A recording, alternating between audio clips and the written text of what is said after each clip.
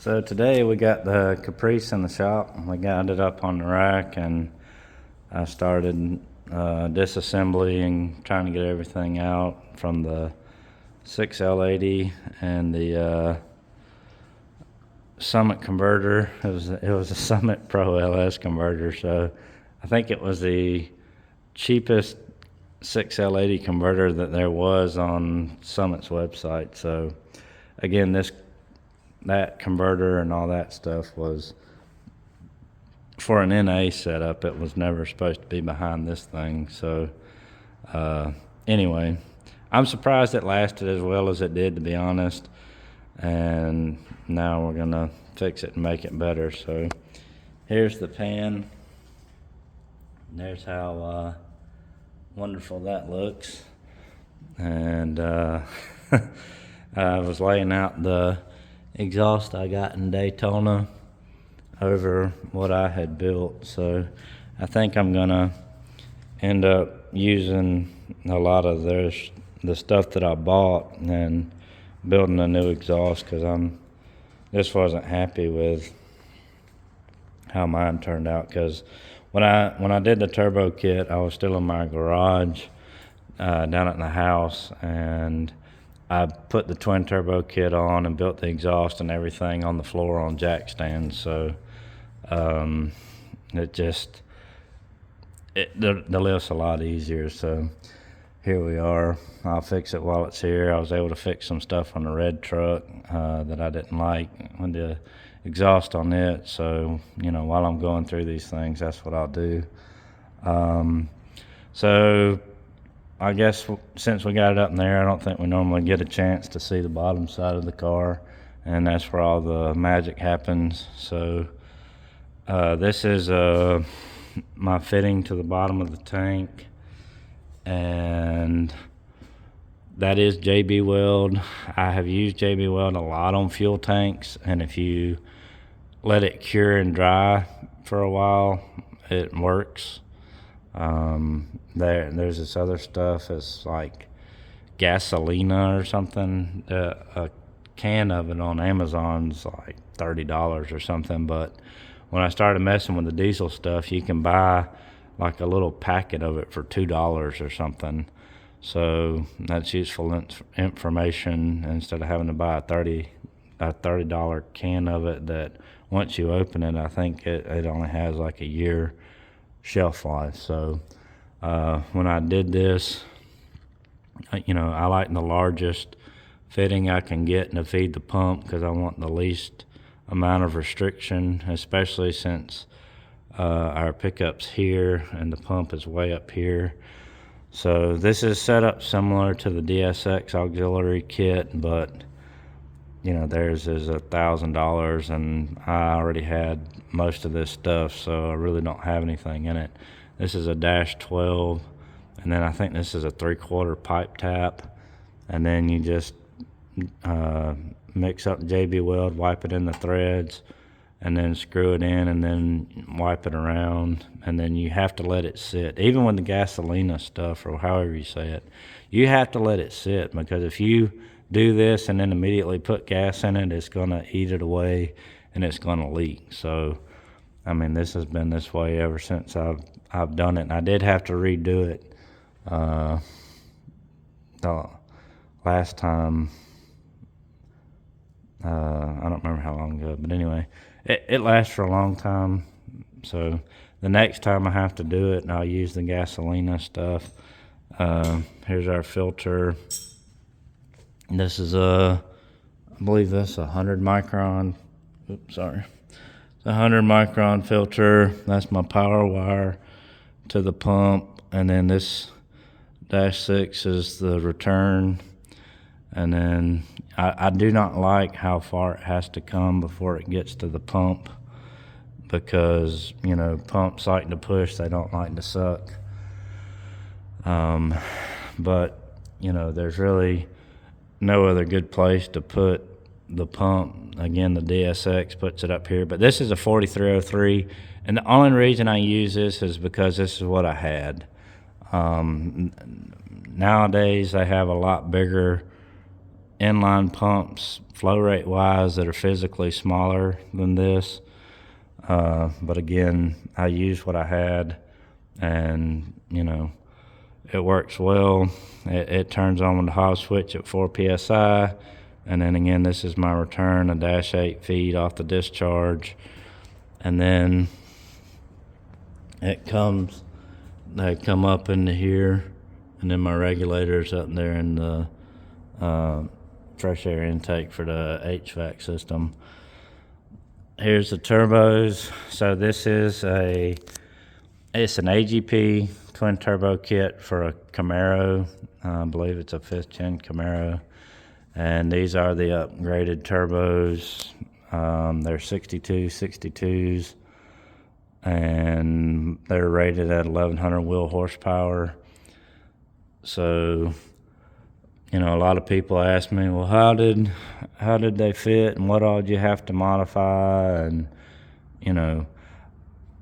I've slept since then. I don't really remember what all I had to do. I made it happen. I don't let stuff like that bother me. I do it. I run into a problem or an issue, take care of it, and move on. I don't, so I bought this kit with the full intention of having to absolutely modify and redo everything because it wasn't for this car. So, I made it fit, I made it work, and, the turbo part and the wastegates and all that fit fine. There's a plenum that goes right here that comes in and feeds right here. So this one right here is the charge tube. Comes over. Now the motor mount here, I did have to make my own motor mount. Let me get a light.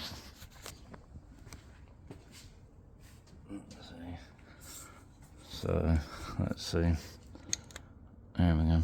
So that's the charge pipe, and then right there, that motor mount, I had to make a smaller solid mount to have the space to come through here, and then it comes over, comes out up there and turns over and then goes up in there to the intercooler. Now the AGP intercooler does not fit this car. It is way too big. I actually ended up using it on a turbo Silverado, and it fit well. Here's my scavenge pump, and all the other piping is behind there. Blow off valve and all that. You can barely see it. Right there's a blow-off valve and everything. So the oil drain lines, I had to buy some longer drain lines because the scavenge pump is in a different location on the Camaro. So I had to put it up here and make my own mount and bracket. I had to redo the transmission lines. These are my braided transmission lines, and what I did is I don't know how well you can see it, but up there what I did is I just welded some -6 steel fittings onto, maybe you can, there you go, onto the factory lines right here. So I just welded those on so I could get to AN, and then because the AGP sells a kit that for the transmission lines, and it was like $300 or something like that. It was expensive. So again, I just cut the stock lines, welded some AN fittings on the end, and then did it in AN. Now, since we're updating and upgrading all of this, I'll probably get rid of the factory cooler and all that stuff and go to a larger 40K True Cool or something like that. And then, so I'll get the transmission out and the 6L80. I gotta pull the turbos off to get the transmission out. And then I got to see about a drive shaft. So this is the stock drive shaft there, a 2-piece. So I don't know how that's going to work, but I'll take it to my drive shaft guy, hopefully, and see if he can make something happen. This is the 6L90 I got right here. And then I probably have to buy a dipstick tube. And I've done this before. And a dipstick tube in these cars is just such a pain. So I really would like to have it set up where I don't need the dipstick and can just fill it from here. I don't know. I'll see. Excuse me. When I get there. And then I got this right here. I had bought this from my other turbo Caprice I did and then never put it in. So I don't know if I'll put this in or not. It's been in my toolbox for years. But I got this transmission set of a 2500 HD. These have a slip yoke, so a massive slip yoke. So I bought this thing. I mean, it is massive, 36 spline, and it's not threaded on the output shaft. So I'm hoping my drive shaft guy, because this is like I think it's a 1410 U-joint or something. I'm hoping that he can take this and make something with that drive shaft over there to fit. I'm a little worried about that, but I guess that's what he does. He's been doing it a long time. He's a good guy. I've used him. He did the drive shafts on that Bronco, front and rear drive shafts on it. He had to make a complete new one for the front because it was so wore out. And then he did the one for that Turbo Nova I did. So, and he did one from my nitrous Zephyr I had back in the day too. So he really knows what he's doing. So hopefully the drive shaft thing won't be an issue. I'm just not familiar with, I'm used to a slip yoke and U-joints. I'm not used to I didn't even know, to be honest, I didn't know how to get this thing apart and get it out with all the bolts and everything and the big rubber biscuit thing that goes in there. But surprisingly, this piece is supposed to be pretty problematic on these, but it looks like it's in pretty good shape. And that is tiny, a tiny little U-joint right there for the power we were putting through it. So, again, I'm surprised that that's not tore up and everything. But maybe he can take, that yoke, and it'll be a one-piece, I'm assuming, and then fix it somehow to that. But oh, well, look at that. So typically, on a U-joint, that was what I was thinking was, on the U-joint, you would have the flat here, and then you would have to scribe a straight line and then have the flat there so it would be oriented properly. But I guess it doesn't matter on this because, well, it's phased 90 out from, you can see the 2 ears here, and then this one's straight up. So I assume you can run a yoke style on the end of this, slip fit yoke, and then have this as the output for the rear diff. I don't know. This is new to me. Like I say, I've never messed with a drive shaft in one of these things. So this is a 292 rear end. You can see right there, 292 limited slip, and a lot of guys put the Camaro 327 in it, but it does pretty good to me, so I think I'll leave it alone. And yeah, see, so this is how the car transmissions are. They have this.